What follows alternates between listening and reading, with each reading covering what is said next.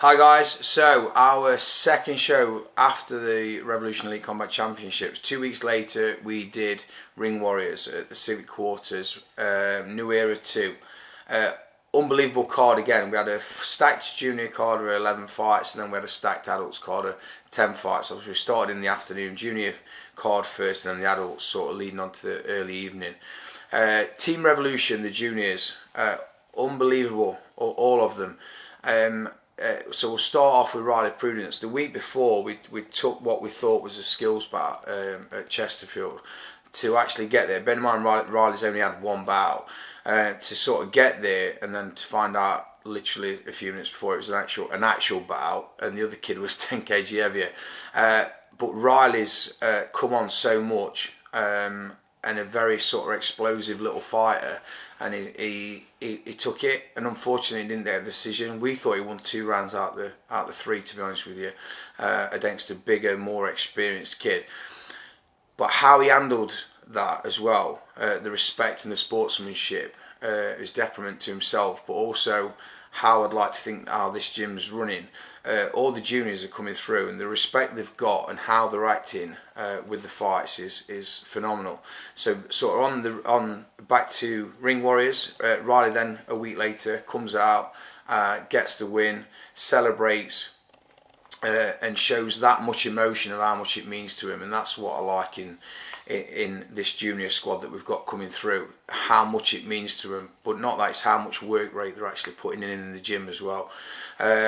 Ashton Stainer, unbelievable, very, very well technical, well schooled fighter that's coming through now, and he's taking everything on board, and his technique I love, his jab and everything, his stance, how he's adapting to the things that we're showing him. He put on a very well schooled performance by just using his boxing skills, his jab and his straight shots, and he also got the victory.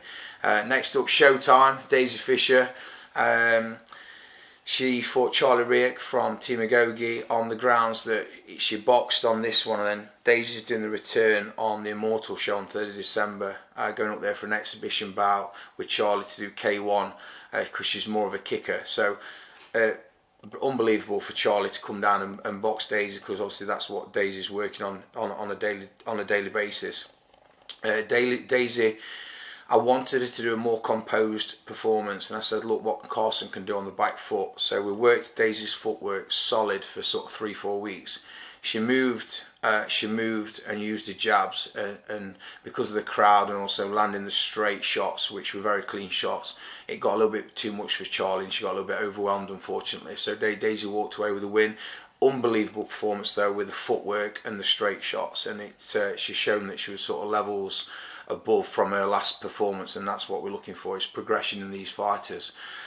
And then next up we had Carson. So what we had to do, we had to try and make like a bit of a mini prize fight. There should have been 4 of them, so we was going to have 2 fighting for the title eliminator, and then Harry Nutt and Ash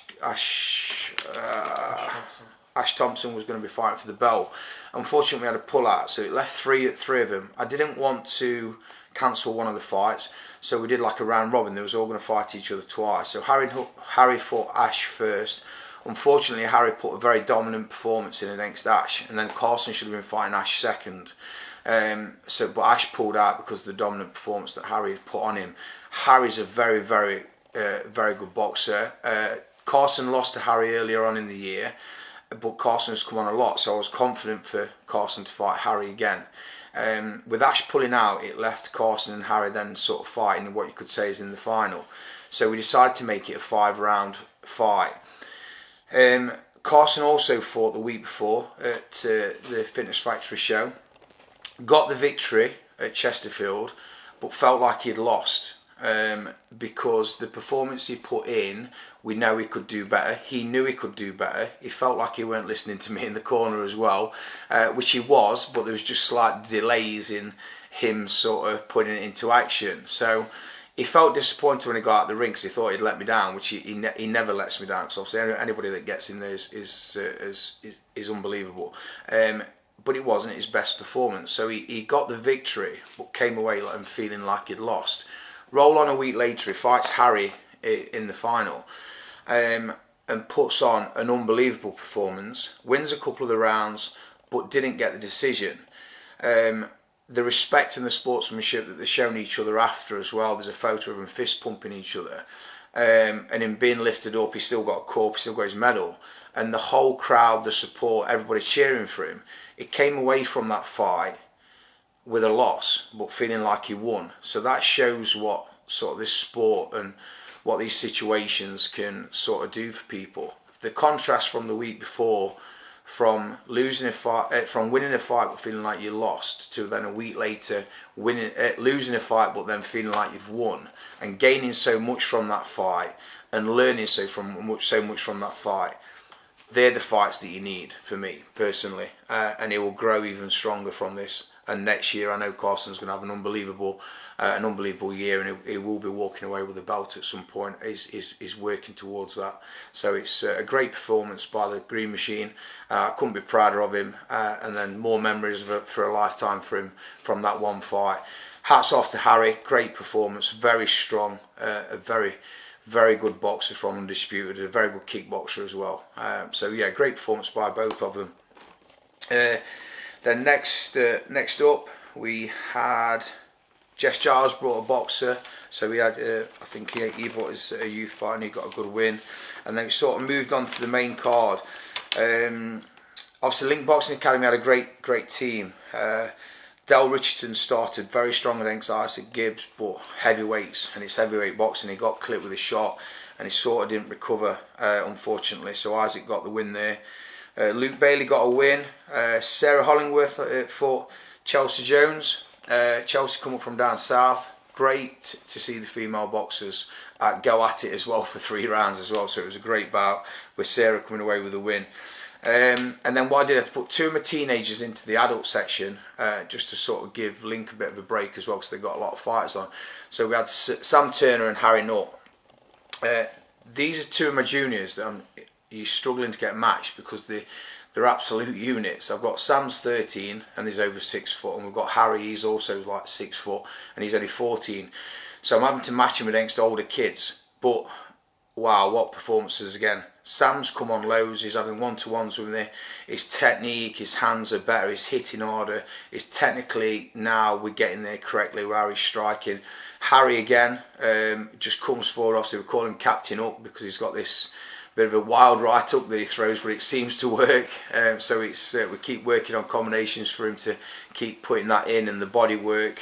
And they're both showing great progression. The team ethic that we've got in here and how they all help each other as well is brilliant. His dad was helping, warming him up, massive part of the team, Big Dean Turner, and it's an unbelievable sort of family unit that we've got in here, how they all help each other out. It's a great squad. Like I say, then with another win for Anthony Bennett, Sam Bennett, we had a bit of a last minute step in off Devon Headley, so we went into it a little bit blind, but Devon got the result, a tall, long-ranging fighter.